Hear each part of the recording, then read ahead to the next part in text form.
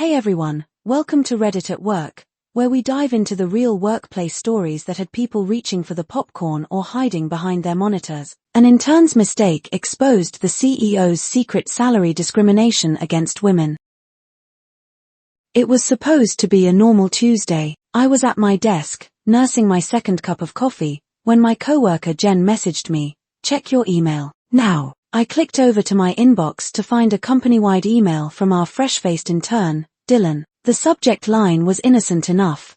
Updated company directory, please review. What wasn't innocent was the Excel attachment that supposedly contained just names, departments, and contact information. Except it didn't. It contained everything. Somehow, Dylan had attached the HR master spreadsheet instead of the directory. This wasn't just contact info, it was salaries, bonuses, hiring dates, performance reviews, 5 years of complete payroll data for all 213 employees. I froze, watching in real time as the recall email notification popped up. Too late, kid. In the 3 minutes before the recall, at least 40 people had opened it. The spreadsheet was already being forwarded, downloaded, and analyzed. The Pandora's box of office politics had been blown wide open. Within an hour, the first wave hit. Emily from marketing stormed into her director's office. I couldn't hear exactly what was said, but her voice carried through the floor. 17,000 less?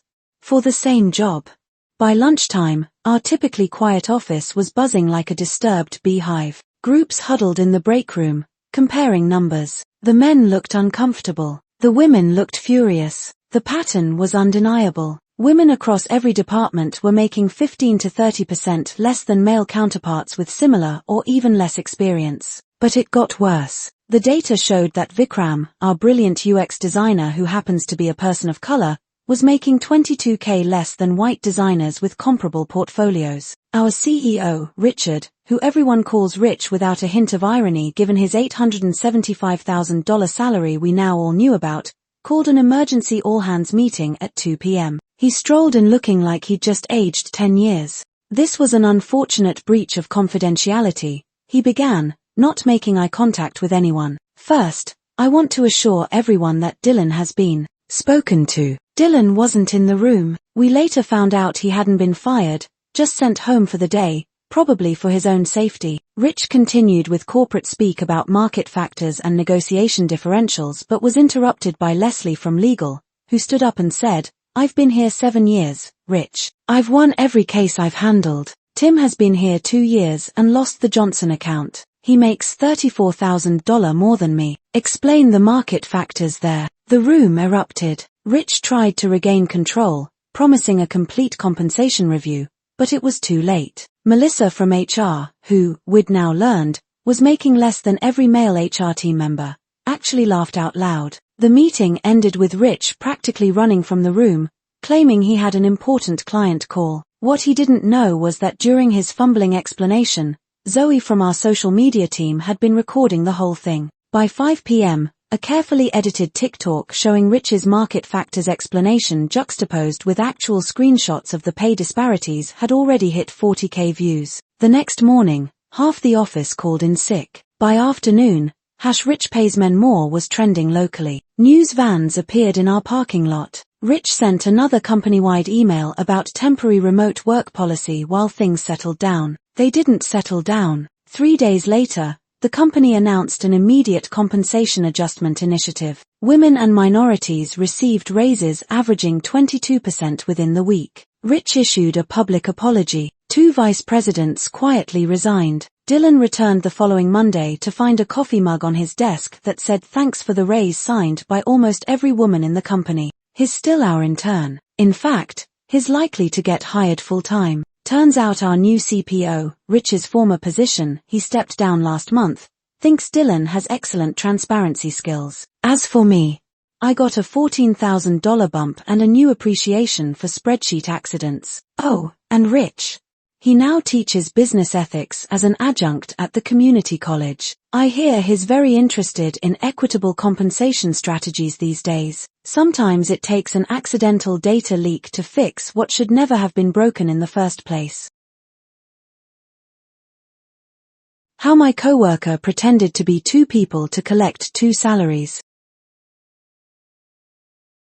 I work for a medium-sized tech company that went fully remote during COVID and never went back to the office. We've been hiring like crazy over the past 2 years, and most of us have never met our newer teammates in person. Our company culture has always been pretty relaxed, flexible hours, casual communication, and most importantly, also I thought, trust in employees to do their jobs without micromanagement. About 8 months ago, our team, software development, got a new developer named Alex. Alex was hired as a senior back-end engineer with a pretty impressive resume, previous work at some recognizable startups, solid GitHub portfolio, and great references. Around the same time, the marketing team hired someone named Sam as a digital marketing specialist. Both were fully remote, with Alex supposedly living in Colorado and Sam in Oregon, according to HR. Both were competent employees who delivered their work on time and were generally well-liked in meetings, though they always had camera issues and kept their videos off.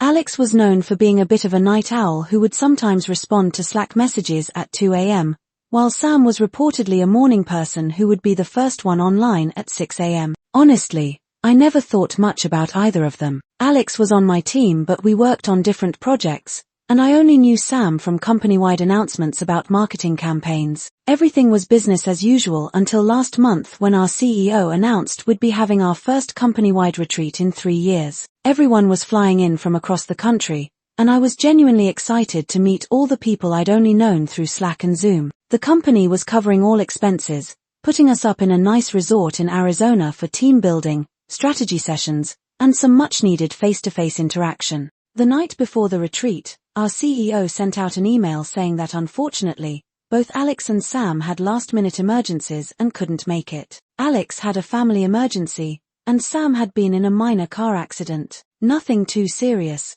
but enough to prevent travel. I remember thinking it was a shame but didn't give it much more thought. But then something weird occurred during the retreat. I was at the hotel bar with our HR director, Jen, who'd had a few drinks, when she mentioned some strange payment processing issues she'd been dealing with. She complained about how the payment system kept flagging the direct deposits for Alex and Sam because they went to the same bank account. She laughed it off as a technical glitch in the system, saying, "The odds of 2 random employees having the same bank and account number. Our finance software must be going crazy." She mentioned that she had to manually override the system's fraud alert every pay period. That comment stuck with me throughout the retreat. On the flight back home, I started thinking more about Alex and Sam. I'd never interacted much with Sam, but something felt off. My curiosity piqued. I started paying more attention over the next few weeks and noticed several strange coincidences.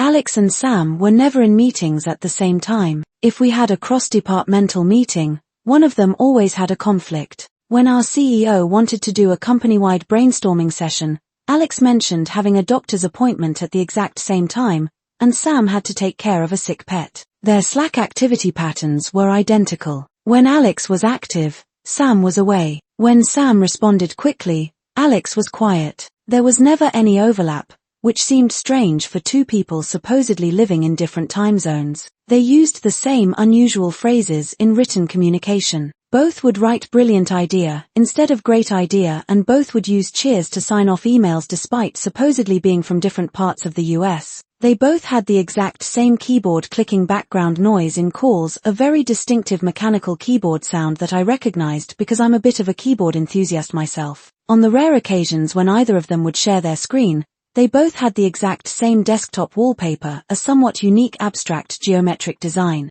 I wasn't sure if I was being paranoid or if there was actually something there, so I casually mentioned to my teammate Lauren that I thought Alex and Sam's writing styles were remarkably similar. Lauren looked at me with wide eyes and said she'd thought the same thing but figured it was just a coincidence. The final confirmation came last week. We had an emergency all-hands meeting called with 5 minutes notice on a Tuesday evening when a major client was threatening to pull their business. Everyone had to join, no exceptions. The CEO was clear that this was mandatory, and that he needed every team represented. And guess what?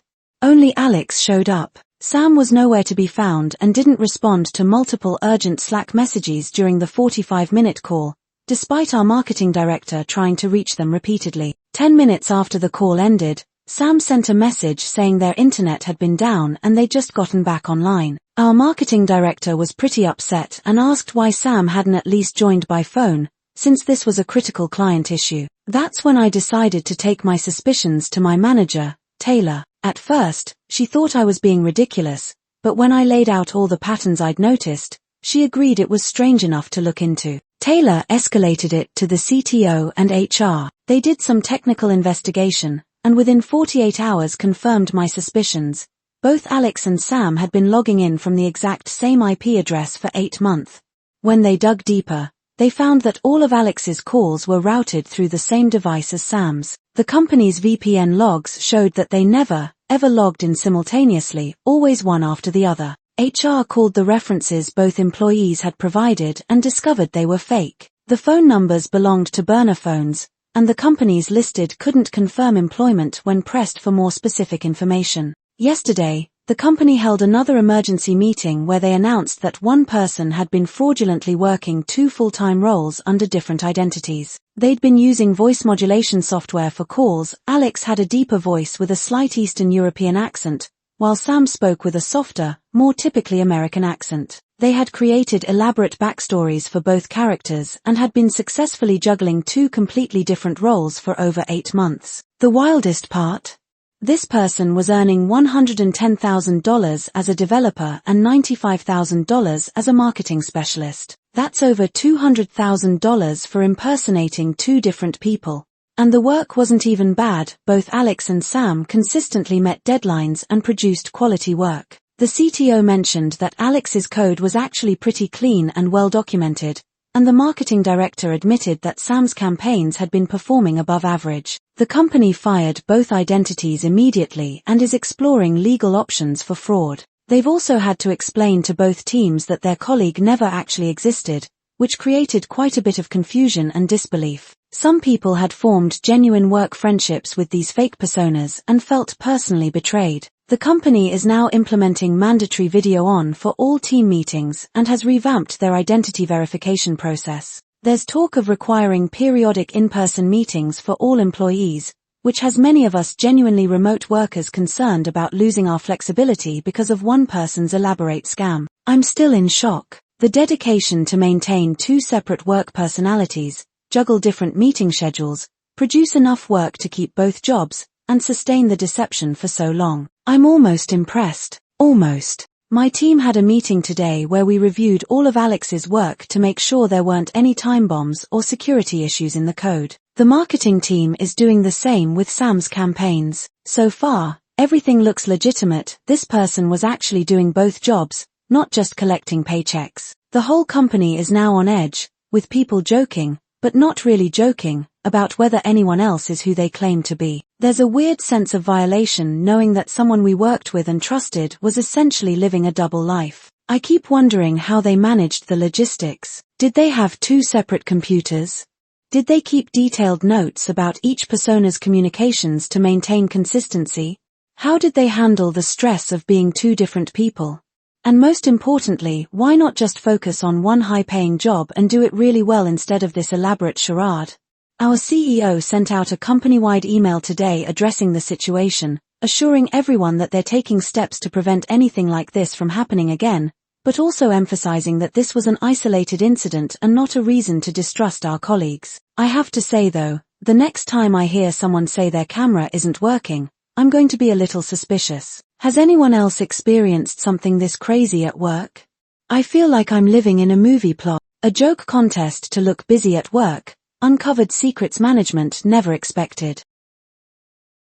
This happened over the past 3 months, but the final chapter just played out last week in what has become our office's most legendary tale. I work at Meridian Marketing Solutions, a mid-sized agency with about 70 employees. During the pandemic, like many companies, we shifted to fully remote work. When it became safe to return to the office, our Chief Executive Officer, Sarah Bennett, implemented what seemed like a perfect compromise, a hybrid schedule with 3 days in the office and 2 days working from home. Our productivity metrics were at an all-time high, employee satisfaction scores were excellent, and client retention had never been better. It was working beautifully for everyone. That harmonious arrangement changed dramatically when our company hired Derek Kellerman as the new Vice President of Operations. Derek came from Harrington Financial Group, an extremely traditional investment firm known for its rigid corporate culture. From his very first day, he made it clear that he had serious concerns about what he called our overly casual work environment and lack of accountability structures. During his second week,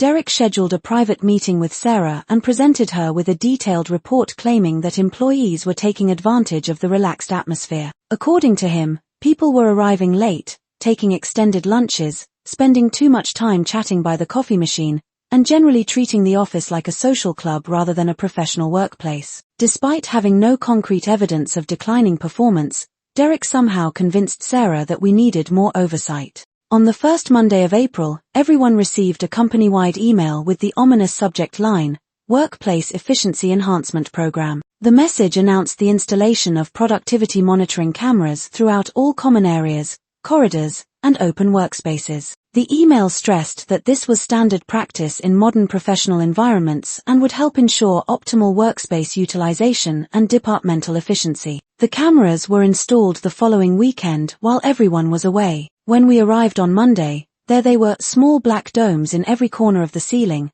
their red lights blinking constantly. The psychological impact was immediate and intense. The previously vibrant office atmosphere became noticeably strained. People stopped gathering for impromptu brainstorming sessions. Laughter disappeared. Colleagues avoided chatting in the break room. Everyone kept their heads down, visibly anxious about being perceived as unproductive. To make matters worse, Derek instituted weekly performance observation reports that he sent to each department manager. These reports essentially consisted of him noting who he believed wasn't working hard enough based on camera footage. People were being flagged for excessive bathroom breaks, more than 2 in a day, prolonged hydration pauses, spending more than 30 seconds at the water cooler, and non-work related conversations, basically any human interaction. After 2 weeks of this dystopian surveillance, morale had plummeted to rock bottom. That's when my desk neighbor, Thomas Rivera from the Content Strategy Department, and I hatched what seemed like a harmless plan during a whispered conversation in the parking garage after work. What if, Thomas suggested, instead of fighting the system, we leaned into it so hard that it breaks? That evening, we created a private Slack channel titled Camera Ready, the Productivity Theater Company. We initially invited just 4 trusted colleagues, Jasmine from graphic design, Marcus from client relations, Priya from data analytics, and Eduardo from information technology. The premise was straightforward but subversive, a competition to see who could appear the most productive while accomplishing absolutely nothing of actual value. We established an elaborate scoring system, 5 points, the important document carry, walking purposefully while carrying a folder or notebook, 10 points, the urgent corridor dash, walking quickly while checking your watch and looking concerned, 15 points, the strategic huddle, having an animated discussion while pointing at random spreadsheets or reports, 20 points, the executive impression, getting Derek to specifically mention your exceptional focus or dedication in a performance observation report, 25 points, the crisis manager, appearing to resolve an urgent problem that you actually invented, 30 points, the meeting maestro, calling an unnecessary meeting and running it with impressive but meaningless visuals, 50 points, the workstation maximalist, simultaneously displaying work-like content on your computer monitor, tablet, and smartphone while looking intensely focused. Within 2 weeks, our small rebellion had grown to include 38 participants, more than half the company. The creativity people demonstrated was truly impressive. Sarah from accounting would dramatically gasp at random numbers on financial reports during meetings. Michael from design created a program that automatically scrolled through complex-looking wireframes when he wasn't at his desk. Eduardo from information technology wrote a script that generated fake error messages that he could trigger remotely, allowing him to swoop in and fix critical system problems that never actually existed. I personally perfected what we called the concerned analyst, squinting intensely at my screen while slowly nodding and occasionally writing nonsensical notes with a very serious expression.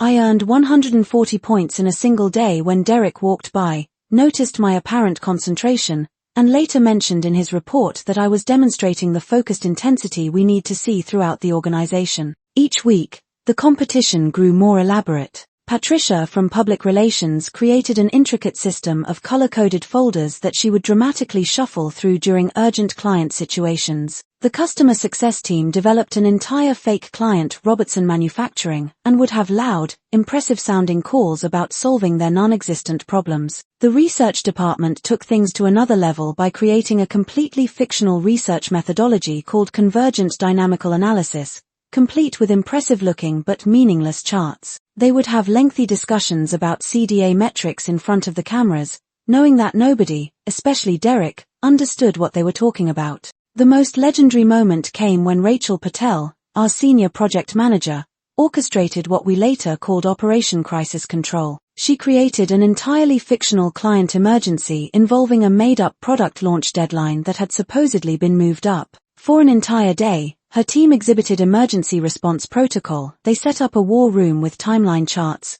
workflow diagrams, and intense strategy huddles, all to solve a problem that didn't exist. Derek was so impressed that he brought Sarah down to witness their exemplary teamwork and crisis management skills. By the end of the second month, our competition had transformed the office into an elaborate theater production. People were scheduling fake urgent calls that were actually just them listening to podcasts. The information technology team created an impressive-looking but completely meaningless dashboard that displayed random charts and metrics that updated automatically. The marketing team would regularly gather 4 emergency brainstorming sessions where they would passionately discuss weekend plans while writing random phrases on whiteboards. The weekly points tallies became the highlight of everyone's week. We created elaborate trophies out of office supplies for the winners. The competition was the most fun many of us had experienced at work in years, a rebellious, creative response to the suffocating surveillance. Then came the downfall. Gregory Peterson from Human Resources had always seemed like one of the more progressive, employee-friendly members of the management team.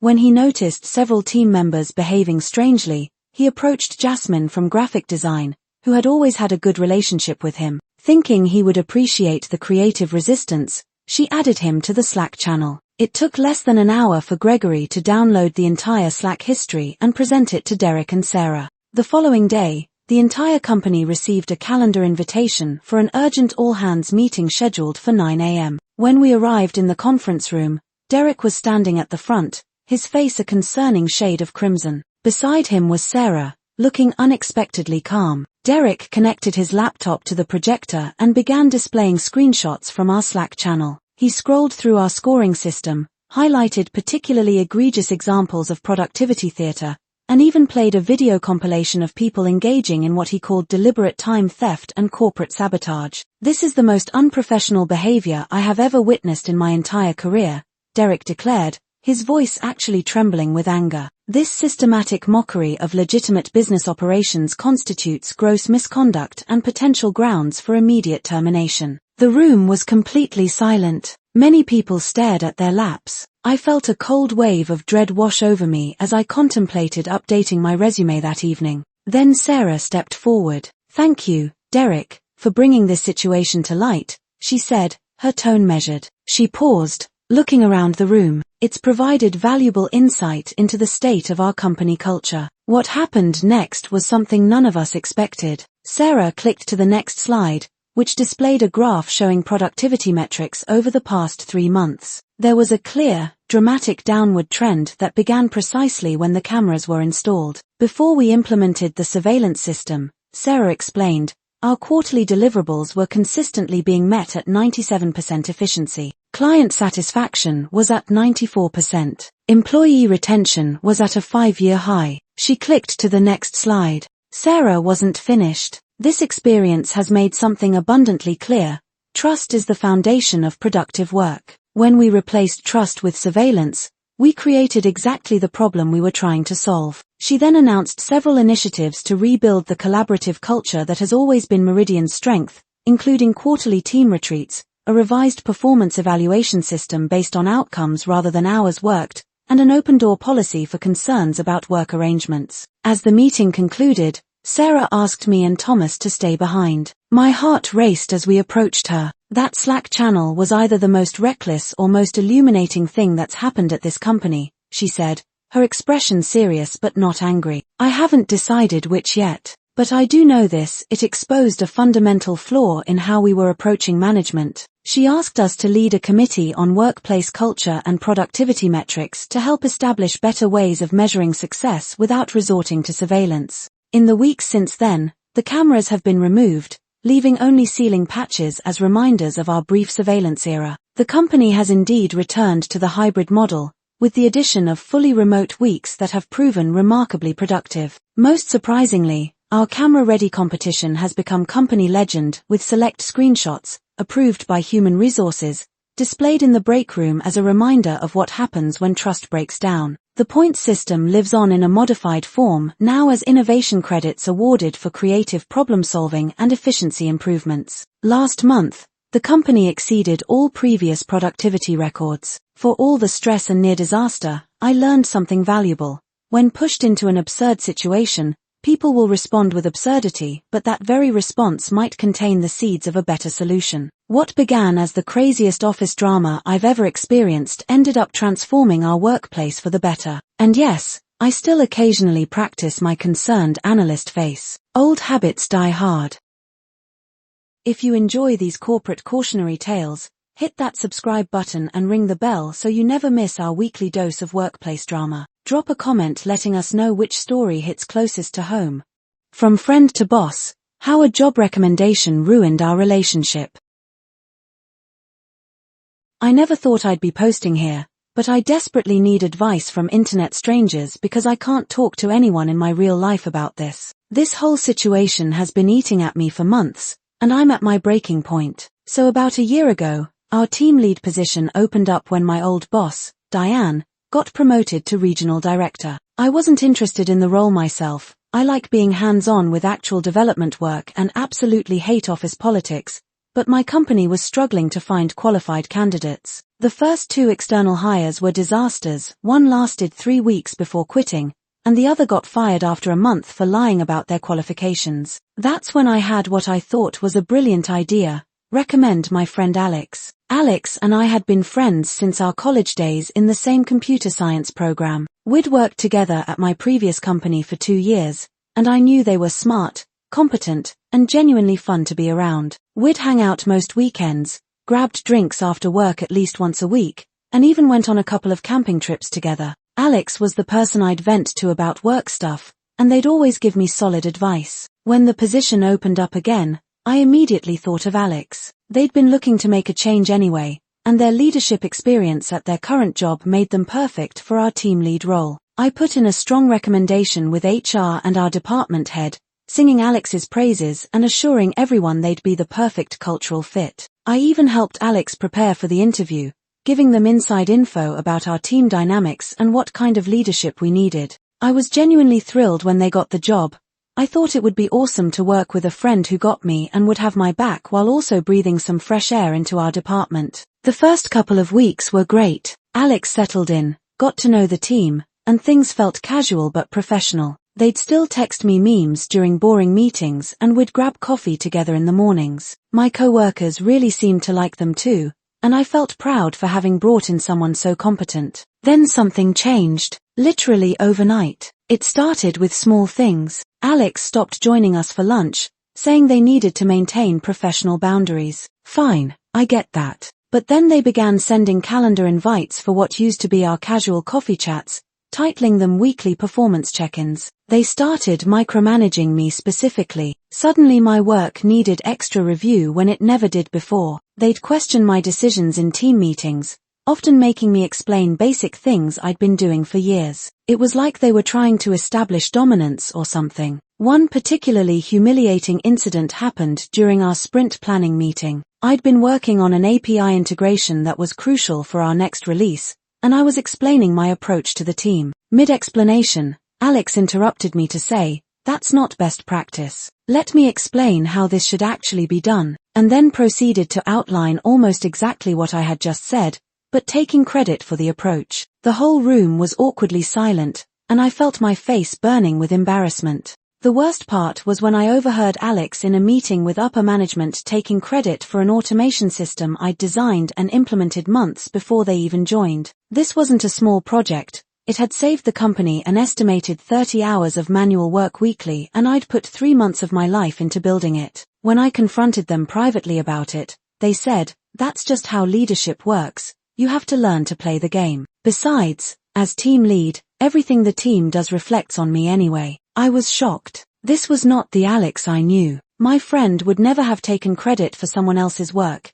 In fact, at our old job, Alex was known for always highlighting team members' contributions. Things really started deteriorating in our personal relationship too. Alex stopped responding to my texts unless they were work-related. When I invited them to my birthday dinner, a tradition we'd had for years, they declined, saying they needed to maintain boundaries with direct reports. Yet I noticed they had no problem going out for drinks with our department head and other managers. What really pushed me over the edge happened last week. I'd requested time off for my sister's wedding 3 months in advance. It's a destination wedding in Mexico, and I'm a bridesmaid, so this wasn't just some casual event I could miss. Alex initially approved it, but 2 weeks before the wedding, they called me into their office and said my presence was essential for an upcoming client meeting that coincidentally fell on the same weekend. When I reminded them about my sister's wedding, they just shrugged and said, "Sometimes we have to make sacrifices for our careers. The team needs you here."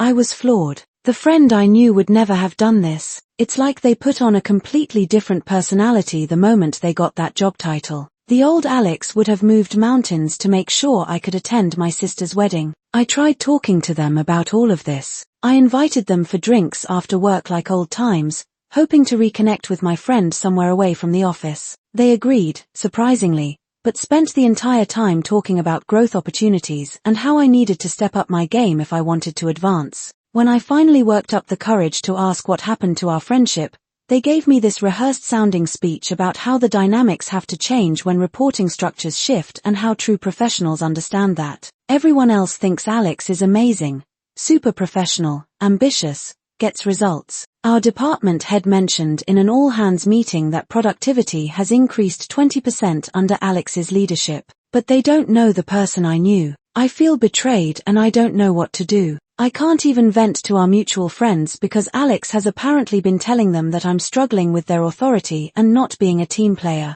The final straw came yesterday. I found out that Alex rejected my application for a senior developer role that opened up in another team, a role I'm more than qualified for, and that would have meant I no longer reported to them. When I asked HR about it, they let slip that Alex had written in the internal assessment that I wasn't ready for more responsibility and needed more time to develop core skills. This is despite me having consistently exceeded expectations in all my reviews for the past 3 years. I'm seriously considering looking for another job, which sucks because I love the actual work I do, and I've built great relationships with most of my colleagues. I've been with this company for 5 years and had always seen myself growing here long term. But I don't know if I can spend every day watching someone I thought was my friend turn into this corporate monster who seems determined to keep me down. Even worse, I feel responsible. I brought this person in. I vouched for them. And now I'm suffering the consequences while everyone else thinks they're God's gift to management. Has anyone else ever experienced something like this? Did you manage to salvage the friendship or at least find a way to work together? Or should I just cut my losses and move on? I'm starting to think that there's no way to repair this, but I hate the idea of leaving a job I otherwise love because of someone who used to be my friend.